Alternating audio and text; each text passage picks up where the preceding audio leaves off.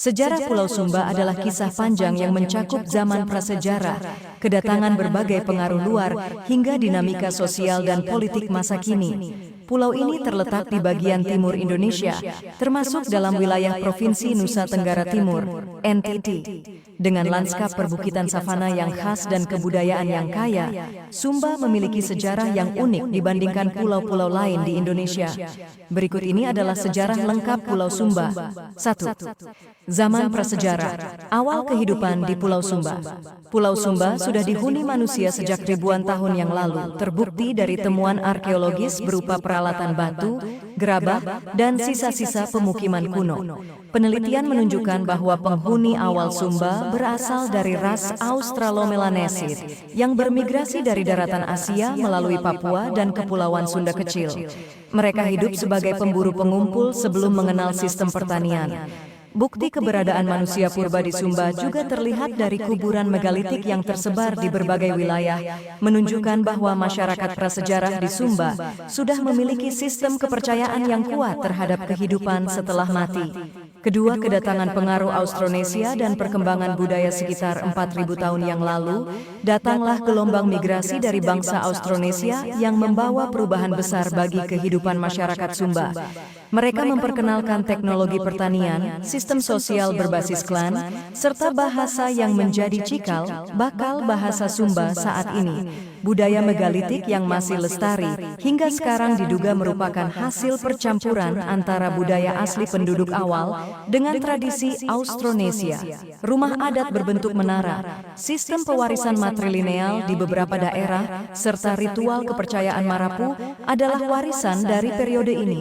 3. Pengaruh kerajaan-kerajaan di Nusantara. Walaupun Sumba tidak memiliki kerajaan besar seperti di Jawa atau Sumatera, hubungan perdagangan dengan kerajaan-kerajaan maritim Nusantara seperti Majapahit, Gowatalo, dan Ternate Tidore cukup kuat.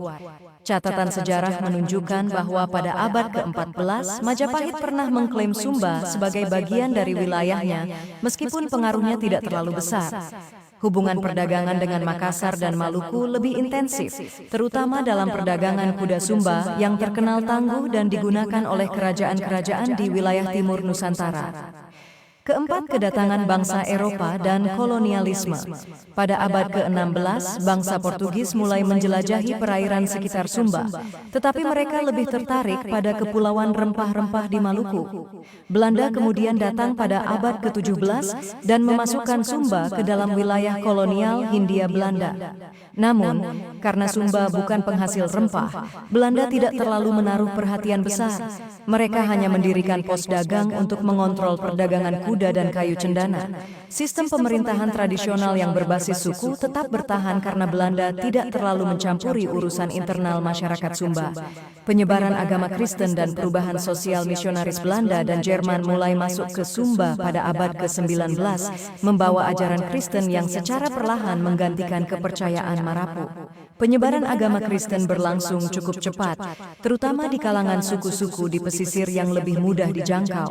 Namun, hingga kini, kepercayaan Marapu masih bertahan di banyak komunitas Sumba, terutama di daerah pedalaman. Kristen, Protestan, dan Katolik kini menjadi agama mayoritas di Sumba, dan pengaruhnya sangat kuat dalam kehidupan sosial serta politik masyarakat. 6. Masa perjuangan kemerdekaan dan integrasi ke Indonesia. Walaupun tidak menjadi medan perang utama dalam perjuangan kemerdekaan Indonesia, masyarakat Sumba ikut serta dalam berbagai gerakan nasionalisme. Setelah proklamasi 1945, Sumba menjadi bagian dari negara Indonesia Timur sebelum akhirnya bergabung secara penuh dengan Republik Indonesia pada tahun 1950. Pemerintah Indonesia mulai membangun infrastruktur dan mengembangkan ekonomi Sumba, meskipun tantangan geografis dan keterbatasan sumber daya membuat kemajuan berlangsung lambat. 7. Struktur sosial dan budaya di era modern. Hingga saat ini, masyarakat Sumba masih mempertahankan struktur sosial yang berbasis adat dan klan. Sistem kepemimpinan tradisional seperti Rato dan Maramba tetap dihormati, meskipun peran mereka semakin berkurang dalam pemerintahan modern. Upacara adat seperti Pasola, pemakaman megalitik, dan tenun ikat Sumba tetap menjadi bagian penting dari identitas budaya. Namun, modernisasi juga membawa tantangan, termasuk pergeseran nilai-nilai tradisional di kalangan generasi muda. 8. Ekonomi dan pariwisata Sumba di era globalisasi dahulu. Ekonomi Sumba bertumpu pada pertanian subsisten dan peternakan kuda. Namun, dalam beberapa dekade terakhir, pariwisata mulai berkembang pesat.